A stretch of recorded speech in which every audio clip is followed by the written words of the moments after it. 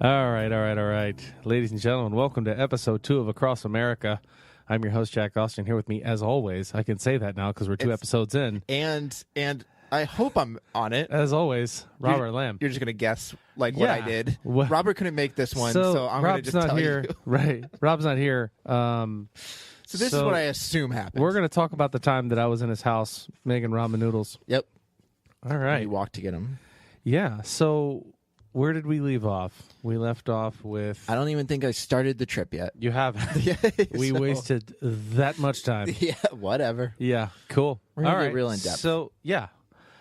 This is going to be a good episode. It's episode number 2. Nice. So are we going to bring up the most asked question of the entire podcast of where did you go, number 2? I'm going to say no. Answer it, right? Yeah. We're not going to answer that because No, everybody wanted to know where did he poop? Yep. We're going to save that for the very end. The series finale. Where did the poop go? The most asked question, because people are just really it really was about it. Yeah. When we were talking about this and I was fielding questions, I remember saying to you, dude, people just want to know where you poop. Yeah. That's it. They don't care about your sites and people you met and experiences that you had. Tell us where you left that beef jerky. Yeah. And honestly, that was something where I thought about that before I left the walk. I was like, I got some toilet paper with me, but this is going to be kind of crappy, literally, figuring out where to go. Oh, poop puns. Yeah. So that's what you thought about. But that's for a later day. Yeah, for sure. We'll go into that later. So last time we spoke, you were gearing up. You had bought all your stuff. You'd taken a couple of test walks. Your 20 freaking pound backpack, and everybody did this, right? Everybody said they did. Yeah. For the most part. And it's day of. Take us to day of. You're getting ready to go for the walk. Well, I should say this. I told my mom about this walk 2 months prior. I and completely forgot about that aspect. Yeah, she was, she wanted me to do it because she knew it was something I always wanted to do. It's something I always kind of mentioned in passing. Right. And she knew it was something like that, and she wanted to be supportive, but she also didn't want me to do it because, of death or something. She didn't want to see her baby on the news. She didn't. For She didn't wrong want to see reasons. that. Yeah, exactly. So she was kind of worried about it. Yeah. And I will say, my dad, I think it was 2 or 3 days before I already bought the plane tickets. Right. 2 or 3 days before I did that, I actually went and visited him the weekend before we left, and just went out to eat. Didn't tell him what I was doing. Yeah. Just went out to eat with him, and just shot the shit. And then 3 days later, I'm like, all right, I gotta tell him. So I just text him. I go, hey, Dad, I'm walking across the country. I'm gonna do it. You can't stop me. I bought the plane tickets. I'm sorry, but that's why we went out to eat. Just want to have a good time.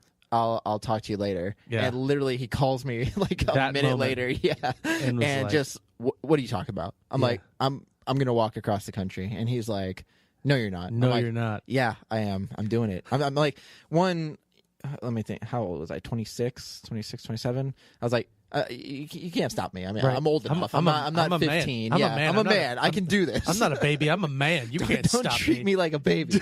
Don't treat me like a kid, Dad. I can do what I want.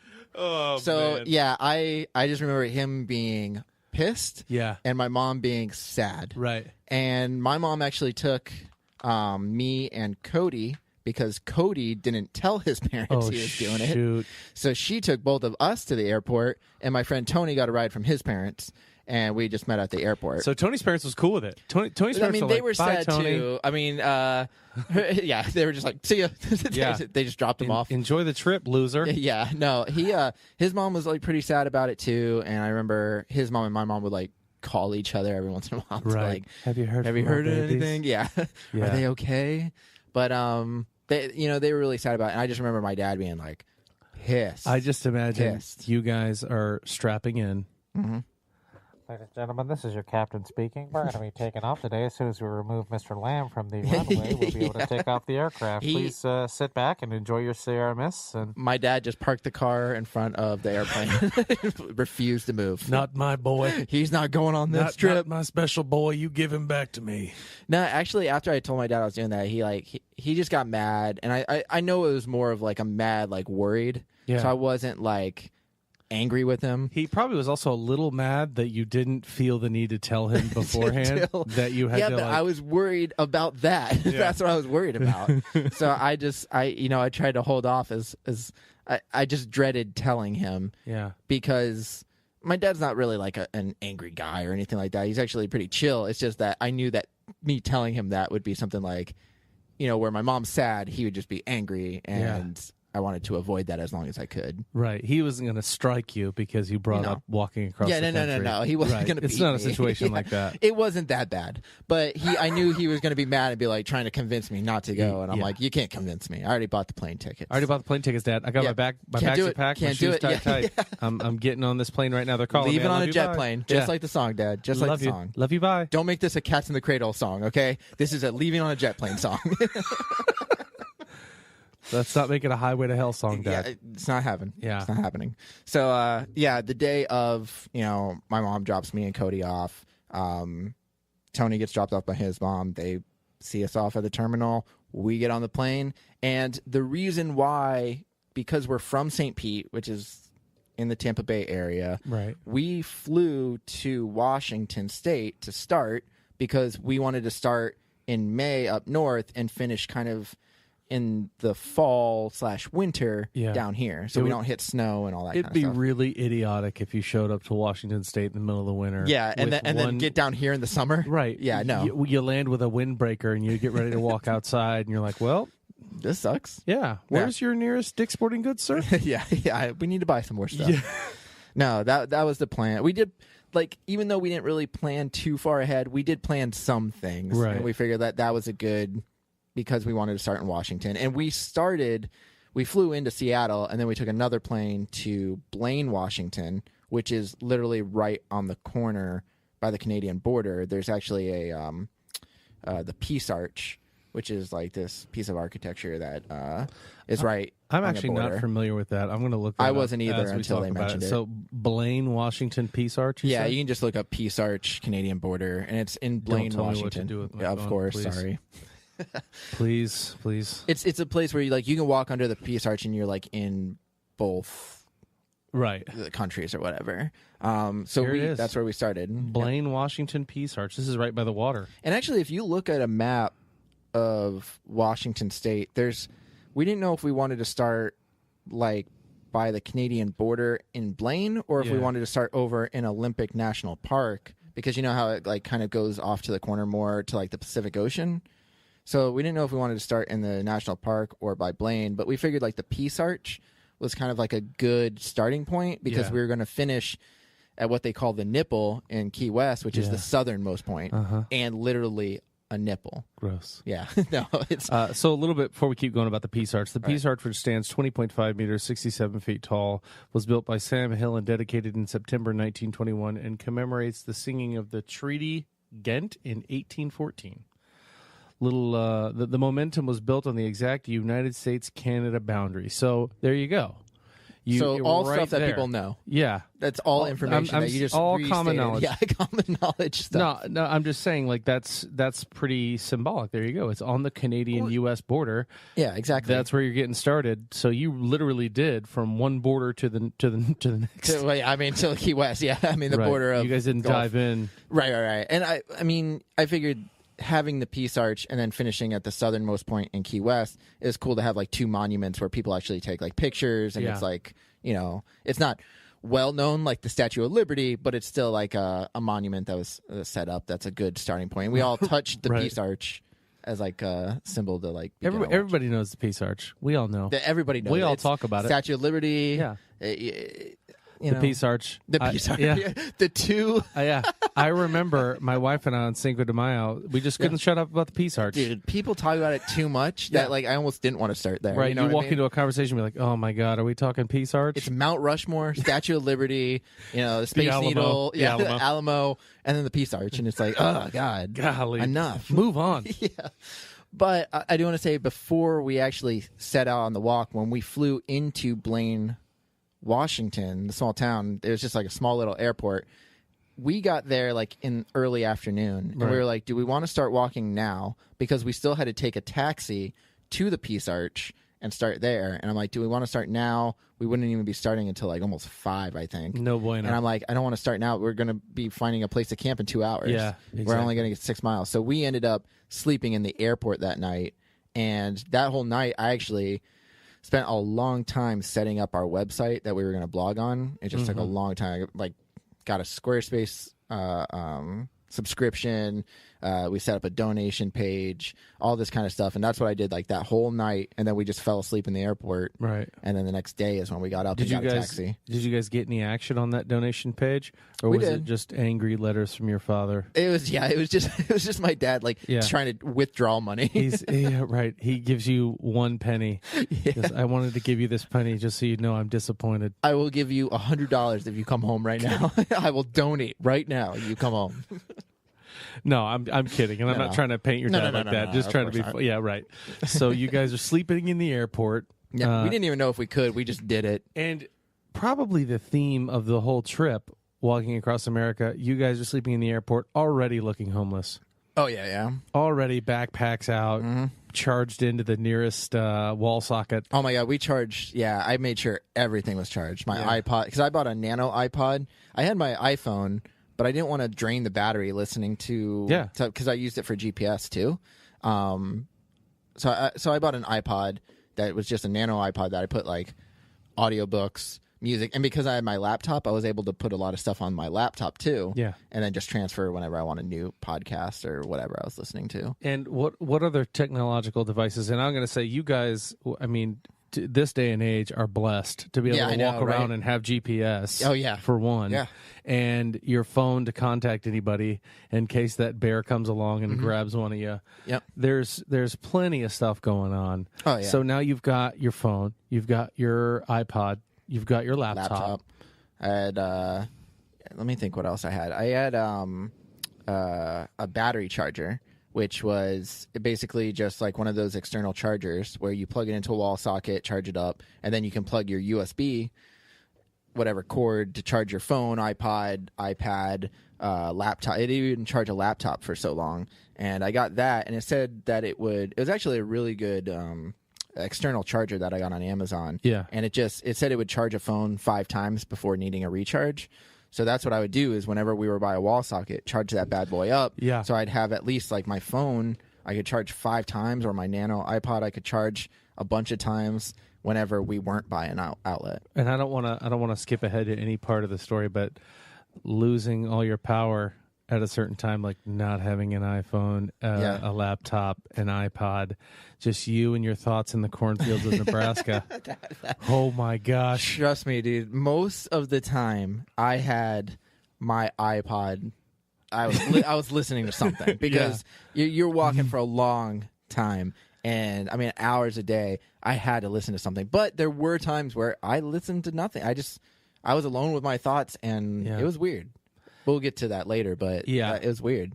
So, all right. But technology definitely did help. I'm so glad I had my iPod, and dude, the amount of podcasts I would just throw on there and audiobooks. You know how many audiobooks I listened to on my walk? Tons. At that point, I don't even care what I'm listening to. Yeah, just something. Listening. What are you listening to, Jack? I'm listening to Fran Drescher scream in my ear. Just over and over again. Over the sound of a group of kids eating peanut butter and jelly sandwiches. That's what I'm listening to. Yeah, it doesn't matter. And it's good. It's getting me through the walk, baby. It's better than just cars going oh God, like that. Stuff you don't think about. You know what I mean? Yeah. Like, and like I said, there were times where I didn't listen to something, but I'm so glad that at this point in time we have technology such as this, where and it was cool having a little iPod where I could put all my stuff on, listen to that, drain that battery, and still have my GPS on my phone. And the GPS, I brought paper maps with me of Washington and all that kind of stuff. But honestly, I didn't. I think I used them once or twice. Right. The rest of the time I used my GPS because even when I didn't have signal, the iPhone will still show where you are on a map. Yeah. It just won't show you directions. So I just had to kind of read it like a paper map, right, and be like, oh, well, the next right is going to be this street, and I'll just take that one or whatever. But it would still show where I was on a GPS, which was pretty cool. So, all right, so we've slept through the airport now. Yeah. And it's freaking day one. Are you guys amped about this? Like, are you waking up early and ready to hit the trip? Because I got to be like, at that point, that's probably one of the only times I'm excited about the trip. The rest of it, I'm like, let's just go. Let's just go. Well, I think it was like kind of a nervous, kind of amped up feeling because there was a lot of things I wasn't sure. I wasn't sure where we were going to sleep. I wasn't sure how long the food would last that I had. I wasn't sure how this was all going to work out. And I didn't know if I would get tired or if carrying my backpack or pulling my backpack would be too much. Yeah. So I was like kind of nervous. And I remember we got a taxi, picked us up at the airport, drove us all the way to the Canadian border. Yeah. There was a Subway over there. We ate Subway. And then right after Subway, we're like, let's get started. And it was like breakfast, Subway breakfast. Right. And we just went over and took some pictures by the Peace Arch, touched the Peace Arch. And then at that moment, we're like, all right, doing it. Let's do it. Let's circle back to the cabbie. When he pulled up, when he came near, did he have some dice in the mirror? Yeah. Okay, so he drops you off the Peace Arch. You guys like, yo, Holmes, smell you later? Oh, yeah, definitely. Gotcha. Okay, all right. Yeah. Hey. Now, I'm not sure. That sounds familiar. No. Is that anything? No, okay. No. I made that up completely. Obviously. That's off the top of my head. That's what I figured. It just sounded something, Right. So you finally made it to your kingdom. You're finally there. Yeah. You're at the Peace Arch, the Fresh Prince of Blaine, Washington. Yeah. That rolls right off the tongue. Yeah. That was all my individual thought as well. You should get into rap music, my friend. I would. Yeah. I would. But apparently there's a weight limit. So, so you can't do it. Really? Yeah. Someone should tell that not to physical Notorious... weight, like waiting. Okay. I almost said you got to wait a long time, go through some stuff where you be a rapper. Anyway, that's neither here nor there. Right. So you touch the Peace Arch. Yep. And you're provocatively. Off. Yeah, we rubbed that bad boy down. We greased up the Peace Arch and off we went. I will say though, because the Peace Arch is in like a grassy area, like it's this because it's kind of like part of this like park. Yeah. And you cross the street and there's cars going in and out of the Canadian border. So you cross that street and you go into the middle. And I was carrying my backpack and I just go, this thing's fucking gonna suck. Yeah. It's gonna suck. Sorry, excuse my language, even though I'm gonna curse on this, but seriously, it was gonna suck. You strap that backpack on, and the first thing you think is shit. Yeah, because I had to carry the tent the first day, and I was like, "Oh, there's no way. No. There's no way. No." So I was like, you know what? I'm gonna try. I'm going wheels. Literally out of the park of the Peace Arch. I was like, God. I'm doing wheels. I'm just doing wheels. I'm just doing it. So I pulled it behind me, and yeah, Funny question. Who was the first person of the three of you to absolutely lose their footing and face plant with all that gear on them? That's a personal question. I'm asking for a friend though. Honestly, I don't think anybody did, but everybody except for me, because like when I took I was like, I'm gonna try to just do wheels right now and I'll see how long that lasts.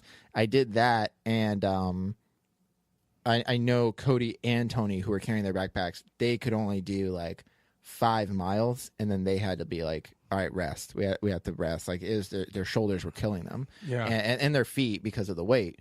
So I was like, I get that, and because we didn't train that much before we went, this was kind of our training too. It was still kind of part of that. You've got no experience really. I'm sure that first day you walked more than any of your prep work, from what you told me. From what you told me with the backpacks, definitely, absolutely. And that's why I was pulling my backpack, and I was like, I can still walk like pretty far.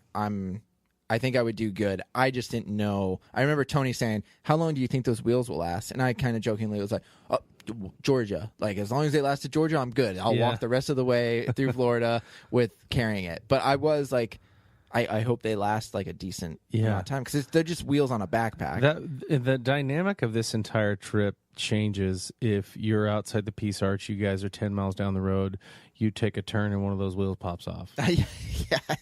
I'm genuinely I was worried about. Stopping everything and looking for a backpack right there. Right. Well, and here's the other thing is, I'm talking about my laptop, but when I would start school, I knew that I was going to have textbook. I was going to go to class. Like, I was going to do my class. I had 2 classes left, and one of them was my final to get my bachelor's. Yeah. So I was like, I have 2 classes left. I'm going to have to buy 2 textbooks, and I'm going to have to bring those. I'm like, there's no way I'm carrying this. But I kind of also like that challenge. I like the idea I don't know why, if it's just because I like a challenge, but I like the idea of going to school on the road. I don't know why. I don't know why either. It's not a good idea. Me neither. Like, don't do it if you can choose not Unless to. I'm studying to become a Kenyan, Right, yeah. me walking and learning, it stops right there. It's not working. It stops right there. I've got the height. Yeah, unless you're going to be like a nature part, like a ranger or Right. something. Yeah, it's not. I think I brought up last time Marty Stauffer. He's from Wild America. Yeah. He used to do that kind of stuff. And like that, he was the first. He was Steve Irwin before we had Steve Irwin. Right. And that's what it made me think of. I mean, doing all that kind of stuff out there. But so yeah, I will go to a couple questions before we we jet out of here. And these were questions. Okay. These are a couple funny ones actually. It's episode number 2 here. Yeah. This question comes from Brandon Bullock. We got him on Facebook. He wants to know: does pineapple belong on pizza? No, not at all. Any elaboration on that? Pineapple. You know who agrees with that statement? Who agrees with me? No hot-blooded American agrees that pineapple belongs on pizza. Well, Gordon Ramsay. Gordon Ramsay is like, no, No it does way. not belong on pizza. It does. It's just know like that. it's sweet. It's usually I think pineapple tastes better cold. Granted, some people like it warmed up, I guess. Yeah. But I just don't. The texture does not go on. It doesn't go on a pizza. It doesn't work, right? I think the tastes clash too much to like actually be good. I could see that. I can't stand it. I can't stand Can't it. stand I it. wouldn't allow it So to you're happen. like, no, not at all. No way. And here's another interesting one when we're talking about questions. I posted this on Twitter, and it just said, if you've got any questions, please reply with the hashtag The Walk. And somebody did reply with a Google link. Oh. They didn't actually ask a question. Did they tag But the walk? this this is a hot-selling breast lifting sticker for women. Oh, And it's from $3.99 to $8.99, which is a good deal. that is. I don't know if they felt you needed this, That's what I was going to say. but it's I right didn't. there. They commented with that link. Oh, that's interesting. They didn't hashtag the walk us. There's no way that's spam either. That's No, got to be a not a legit chance. question. That was a person. Yeah. No, That was I will honestly say I did not use a breast sticker. Okay, so Cody or Tony? As far as I know, and I don't want to. I hate because I'm the only one on this podcast. They're not with me, and I don't want to speak for them. Right. But I will say no. Okay. Okay. So if Perfect. that helps out at all. All right. So this is a go, and we'll probably go into some of this, but you can just briefly touch on it. Mm-hmm.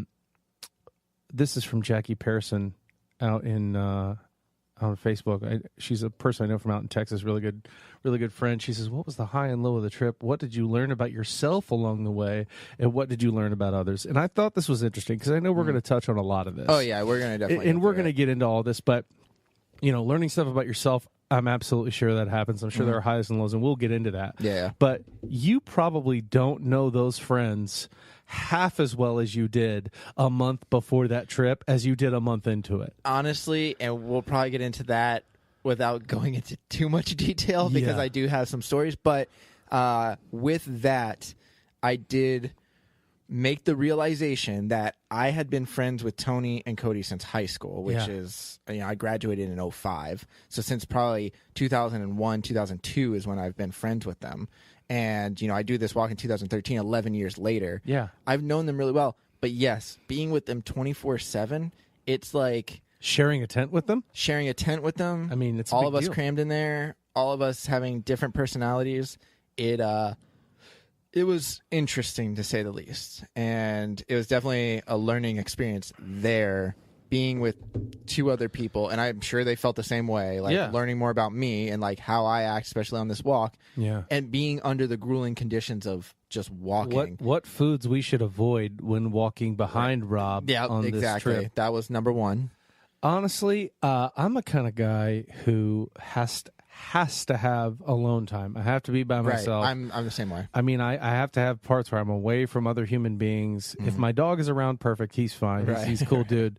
But you got to have time alone with your thoughts. Oh, yeah. And on this trip, you've said the time frame 6 months. We don't have an exact time of how long it took you. Yeah, That's right, right. 5 months. 28 days and da da da da. Right. But it's got to be really hard to get some alone time. What are you going to do? Drop back 20 feet and that's it? And at this point in the beginning, I thought it's not going to be an issue until probably a month goes by, and then we're like, okay, this is a lot. And I thought about that, yes, because on the first day of us walking, that's essentially what we did. We kind of just walked single file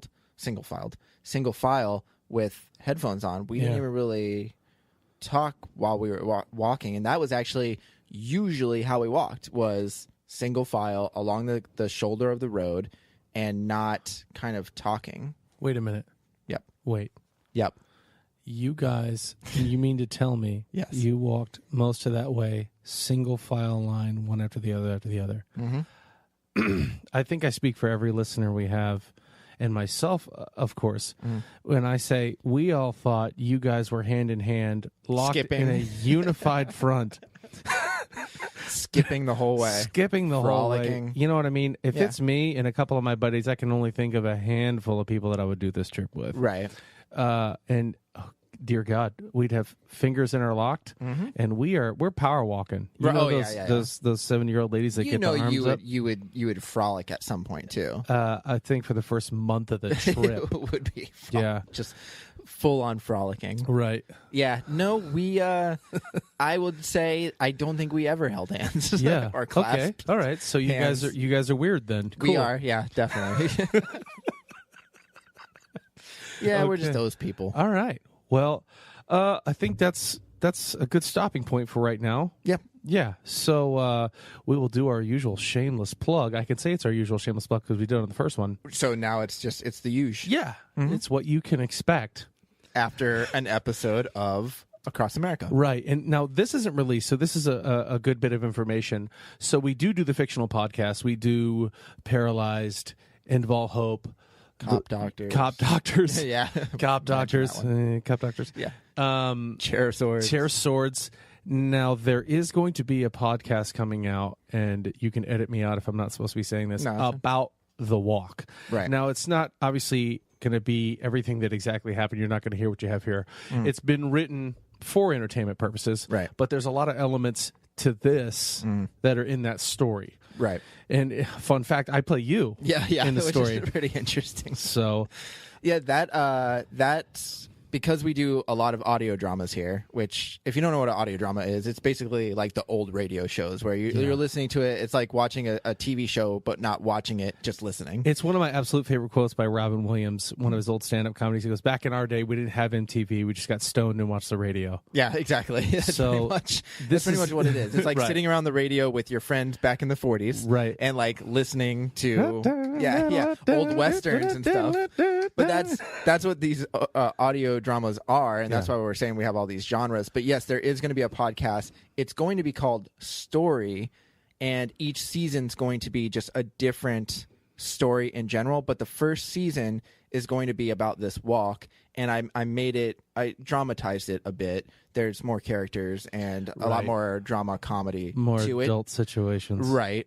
It'll be rated R or maybe even NC-17. I kept asking. I was like, this is too appropriate, Rob. Yeah, I know, right? Throw in some awkward situations for me. Exactly. So that's what that's going to be, and there'll be a lot of tie-ins to what I'm saying here. If you listen to that audio drama, The Walk, you'll notice that some of the things I'm saying here that are true are incorporated into the story I'm writing. Which I really like. Yeah. Because I'll be recording something, you're like, yeah, that really happened. I'm like, oh my God. Yeah. It's like interesting. Wow. Yeah. And yes, you'll get to hear me crap in the woods. Mm-hmm. No, I'm kidding. No. That's a joke, but it might actually happen. You guys have a great day. Thanks for tuning in. We'll see you next week.